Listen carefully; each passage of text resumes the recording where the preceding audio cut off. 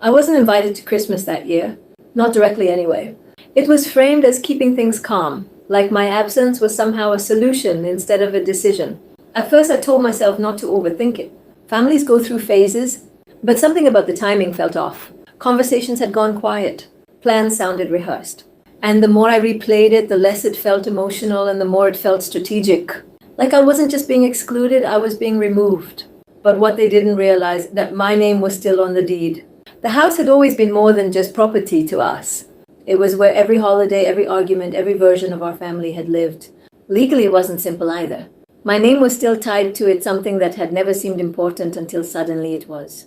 Around that same time, conversations about repairs, paperwork, and timing started happening without me. Decisions felt rushed, almost coordinated. Whenever I asked, I got vague answers. They kept saying it was nothing, but everything was happening at once. Looking back, I can see the pattern clearly than I could then. There was always someone else in the family whose voice carried more weight than mine, usually my sibling, the one everyone trusted without question. I was included just enough to feel involved, but never enough to influence anything that actually mattered. Small decisions, then bigger ones were made around me, not with me.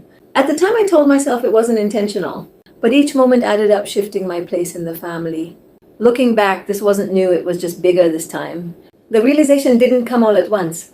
It built slowly, piece by piece, until the pattern was impossible to ignore. The sudden Christmas exclusion, the rushed conversations about the house, the way no one would give me a straight answer, it all pointed to something deliberate.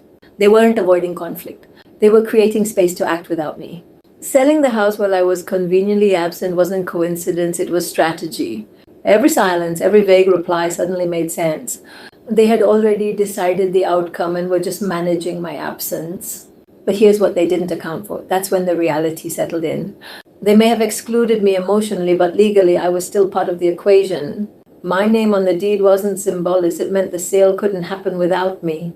Everything they had planned suddenly felt unstable. What they assumed was control was actually an oversight, and for the first time the imbalance shifted. The hurt didn't disappear, but it sharpened into clarity. Suddenly I wasn't excluded, I was essential. I had options, and for once they weren't theoretical. I could confront them directly and force everything into the open, but that risked turning it into the kind of conflict they would dismiss as emotional. I could walk away, let them deal with the consequences and protect my peace. Or I could stay quiet, hold my position, and let the reality surface on its own. For the first time, I wasn't reacting, I was choosing. They thought I'd react, but I didn't. In the end, it stopped being about the house at all. What mattered was what the situation revealed about them and about me. I saw the difference between being included out of habit and being valued with intention. And once I understood that the need for approval faded, I didn't need a confrontation to prove anything.